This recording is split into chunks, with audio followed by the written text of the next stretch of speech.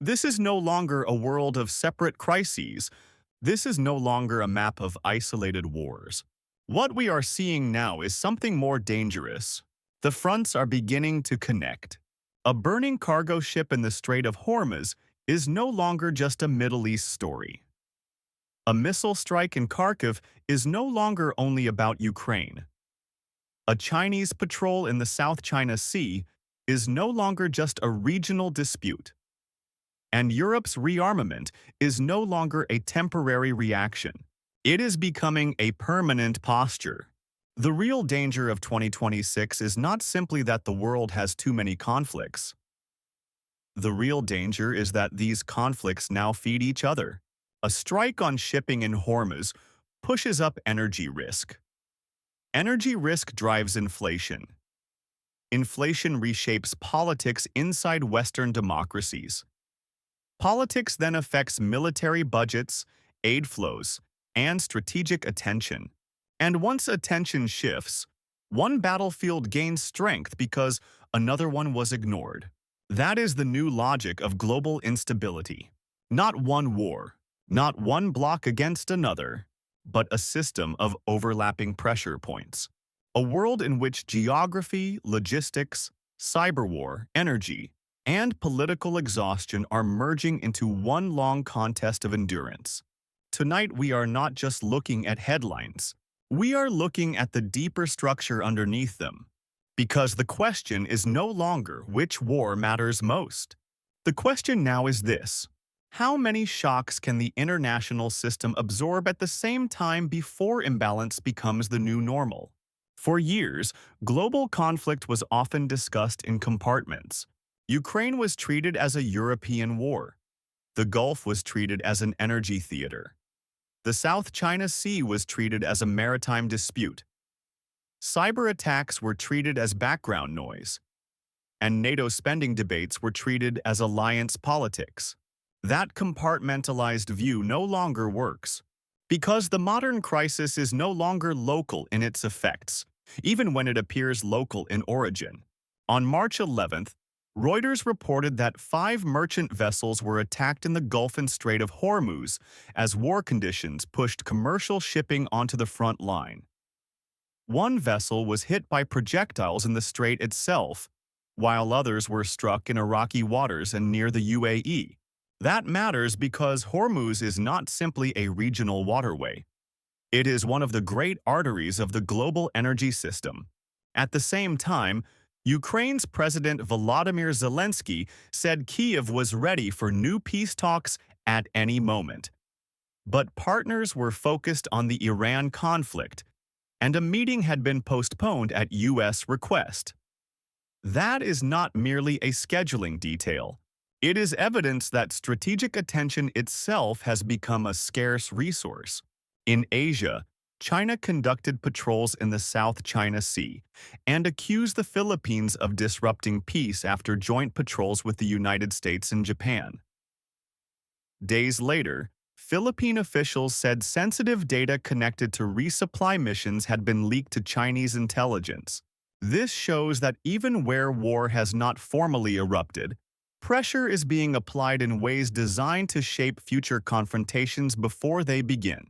And in Europe, Cypri data published through Reuters showed that Europe became the world's largest arms importing region in the 2021-2025 period, accounting for 33% of global arms imports, up sharply from the previous 5-year cycle.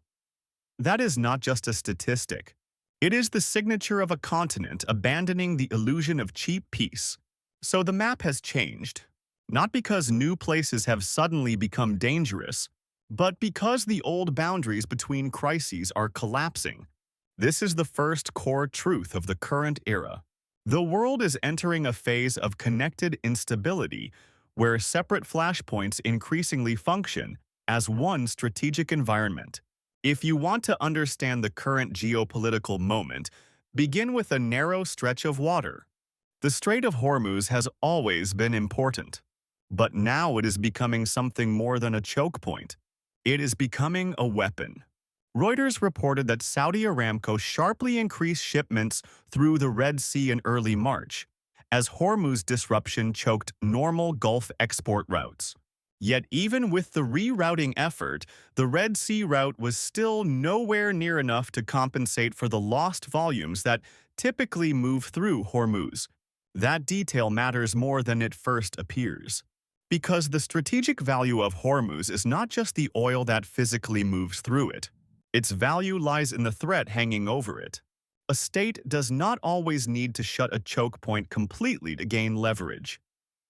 Sometimes it only needs to make passage dangerous enough that insurers panic, freight rates spike, captains reroute, refineries slow, and governments start opening emergency reserves. At that point, geography has already achieved political effect. And this is exactly what we are seeing. Reuters reported that the IEA moved toward the largest strategic oil release in its history, around 400 million barrels, while the United States alone said it would release 172 million barrels from its strategic petroleum reserve. Those are not routine market adjustments. They are emergency actions taken when policymakers believe the system itself is under stress. But even that scale of reserve release may only buy time. Reuters noted that analysts viewed the measure as insufficient against a much larger supply shock, with around a fifth of global oil supply affected by the disruption around the Gulf. In other words, this is not a problem that can be solved by accountancy alone. This is a strategic blockage problem. This reveals the deeper nature of the crisis. Modern conflict is no longer only about conquering land. It is about controlling the rhythm of the opponent's system. A country can damage its adversary without occupying a city, toppling a government, or winning a classic battlefield breakthrough. It can do so by interfering with timing, with supply, with cost, with uncertainty, with fear. Hormuz is the purest example of that logic. Its power lies in turning movement itself into vulnerability, and when movement becomes vulnerability, the global economy starts to behave like a battlefield. A second illusion is also dying. The illusion that war is mainly about missiles, tanks, and airstrikes. That is no longer true. War today is increasingly about disrupting the invisible systems that keep modern states alive. Reuters reported that cyber-enabled operations accompanied the opening phase of the U.S.-Israeli strikes on Iran. Among the incidents was the hacking of the religious app Beit Saba, downloaded by millions, which displayed messages urging armed forces to surrender and join the people. This was not random vandalism. It was psychological warfare delivered through everyday civilian infrastructure. Then came the reverse pressure. On March 11th, Reuters reported that an Iran-linked group claimed responsibility for a cyber attack on U.S. medical device maker Stryker, disrupting parts of its global systems. A medical technology company is not a frontline military unit. Yet in modern strategic conflict, healthcare supply networks, digital platforms, telecom systems, ports, and logistics chains can all be treated as extensions of national power. This is one of the most important truths in the current geopolitical landscape. The line between civilian infrastructure and strategic infrastructure is fading. A port is not just a port. A shipping database is not just a database. A refinery is not just a refinery. A health manufacturer is not just a company. All of them sit inside the wider architecture that allows a state and its allies to function under pressure. And because of that, all of them can become targets. Reuters also documented how the Middle East war is disrupting global business across sectors far removed from missile launch sites. Aluminium, sulfur, nickel, garments, fertilizers, and broader industrial supply chains. Aluminium prices rose to 4-year highs amid fears of prolonged disruption, while traders prepared to withdraw large volumes from exchange warehouses because Gulf shipments had become unstable. That tells us something profound. The objective of modern war is often not total destruction. It is managed friction. to make the other side more expensive to sustain, more difficult to defend, more nervous to ensure, more unstable to govern. In this model, victory may not come from annihilation. It may come from exhaustion, from making every process slower, riskier, and more politically costly. This is why supply chains matter. This is why cyber attacks matter. This is why psychological pressure matters. Because the war of 2026 is increasingly a war against system coherence. One of the cruelest features of this new era is that a war does not need to become less violent in order to become less visible. That is the position Ukraine now faces. Reuters reported on March 9th that Zelensky said Ukraine was ready for renewed peace talks at any moment, but partners' attention was fixed on Iran and a US-backed meeting had been delayed. Zelensky also warned that Moscow was trying to turn the Iran crisis into a second front of Russia's war against Ukraine. That statement captures the deeper strategic logic perfectly. Modern wars do not only compete on battlefields. They compete for priority, for weapons deliveries, for air defense inventories, for policymaker focus, for television bandwidth, for diplomatic urgency. And when one conflict suddenly becomes more urgent, another conflict does not disappear. It simply becomes harder to sustain. Russia understands this. Every missile redirected elsewhere, every defense planner pulled into a new crisis room, every political coalition distracted by oil prices or Middle East escalation creates indirect opportunity for Moscow. This is what multi-theater pressure means. A state can gain at one front because its adversaries are overextended by another. Meanwhile, the war itself continues with full brutality. Reuters reported major Russian strikes on March 7th that killed at least 11 people in Kharkiv, including 2 children, while damaging homes, rail infrastructure, grain and oil facilities, and forcing emergency power cuts across multiple Ukrainian regions. On March 11th, Reuters reported another Russian drone strike in Kharkiv killed 2 more people and injured several others. So the truth is stark. Ukraine has not become a secondary war because it became less dangerous. It risks becoming a secondary war because the global system has become too crowded with crises to maintain equal intensity everywhere at once. This is the third great structural reality of the current moment. Strategic attention is finite, but conflict demand is expanding. That imbalance favors revisionist powers. Because when the defending coalition is forced to divide its focus, the attacking coalition only needs to keep pressure alive long enough for fatigue to do its work. Visual split screen. Kharkiv rubble on one side, burning tankers in Hormuz on the other. Regional war becomes truly dangerous when the countries around the core battlefield can no longer remain peripheral. That process now appears underway. Reuters reported that Syria reinforced its border with Lebanon with thousands of troops and rocket units as conflict spread across the region, including renewed confrontation between Israel and Hezbollah. Syrian and Lebanese sources described an accelerated deployment tied to fears of spillover, smuggling, and wider instability. This is strategically significant for one reason above all. It tells us the buffer zones are hardening. When neighboring states begin militarizing borders, reinforcing crossings, and repositioning forces, they are preparing not just for direct attack, but for spillover dynamics, weapons flows, militia movement, refugee surges, border incidents, airspace violations, proxy escalation. In other words, the war starts creating its own expansion corridors. And once that happens, even governments that do not want war are forced to behave as though war may soon arrive. This is how regional systems destabilize, not always through one dramatic declaration, but through cumulative militarization, through temporary closures that become semi-permanent, through emergency deployments that become standing posture, through contingency plans that become doctrine. The outer ring of the conflict begins to adapt to the possibility of a wider fire. And once states invest politically and militarily in that adaptation, returning to the old normal becomes difficult and expensive.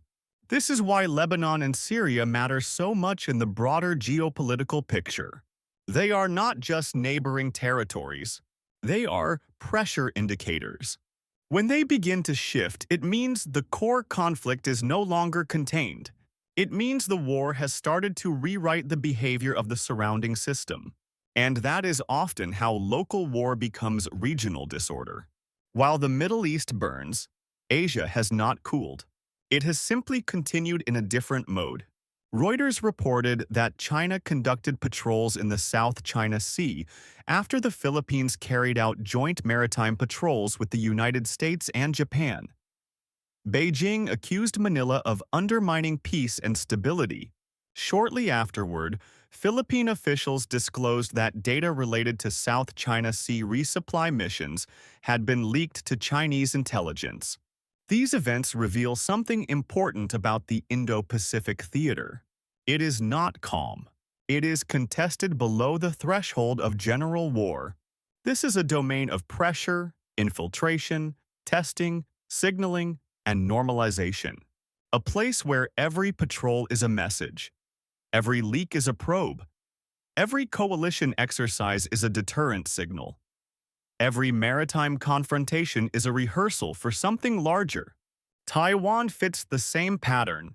Reuters reported in February that Taiwan's defense minister warned society risked becoming numb to China's constant military pressure, even though the threat remained urgent.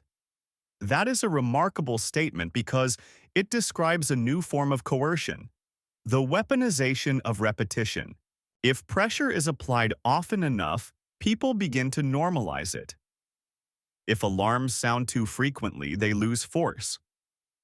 If intimidation becomes routine, routine itself becomes a strategic tool. That is the essence of gray zone conflict. Not peace, not war, but structured fatigue. A long campaign to wear down vigilance, blur red lines, and make the extraordinary feel ordinary. And here again we see the deeper pattern linking theaters together. In the Gulf, pressure weaponizes shipping risk. In Ukraine, pressure weaponizes strategic distraction. In the South China Sea, pressure weaponizes uncertainty and infiltration. Around Taiwan, pressure weaponizes habituation.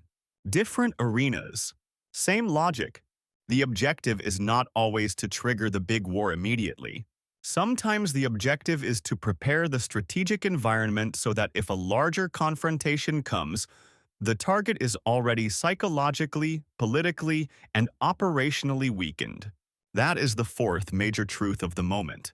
Much of today's geopolitical struggle is taking place below the formal threshold of total war, but its consequences are system-wide. The war in Ukraine changed Europe. But the broader instability of 2026 is transforming Europe more deeply still.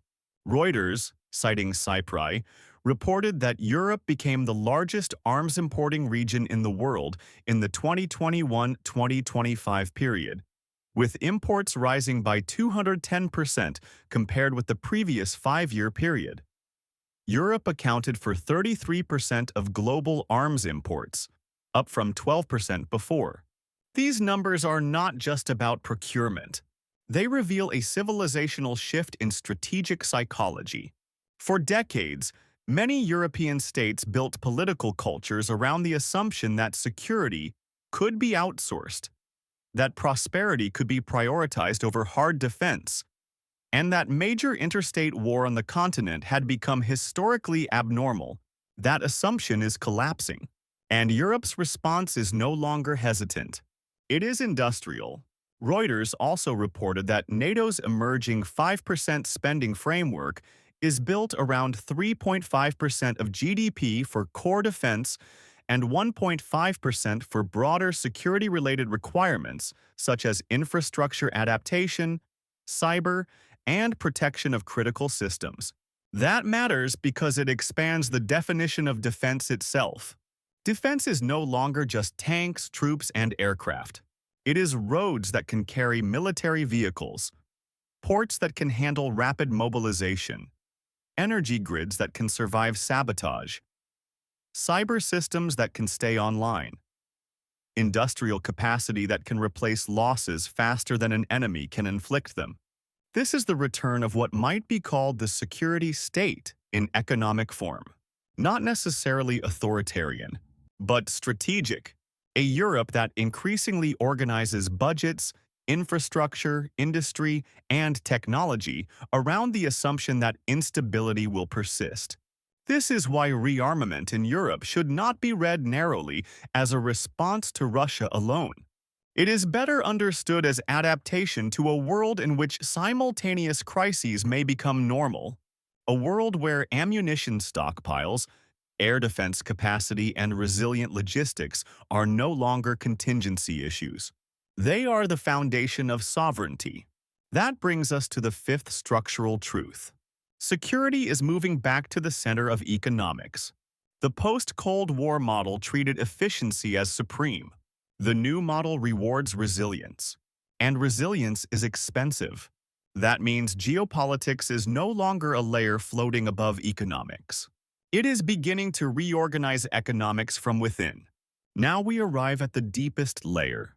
Not the events, not the headlines, but the nature of the problem itself. What is really happening here? The first answer is this. The old international order is weakening faster than a new one is being stabilized. That does not mean rules have vanished. It means confidence in the rules has weakened. Great powers increasingly doubt that inherited institutions can fully protect their interests. Regional powers increasingly believe they need leverage of their own. And medium powers are trying to secure room to maneuver through energy, geography, alliances, maritime position, cyber capability, or industrial importance. That is why crises that seem different on the surface are part of the same historical process underneath. Hormuz, Ukraine, the South China Sea, Taiwan, NATO rearmament, cyber retaliation, industrial disruption. These are not disconnected storms.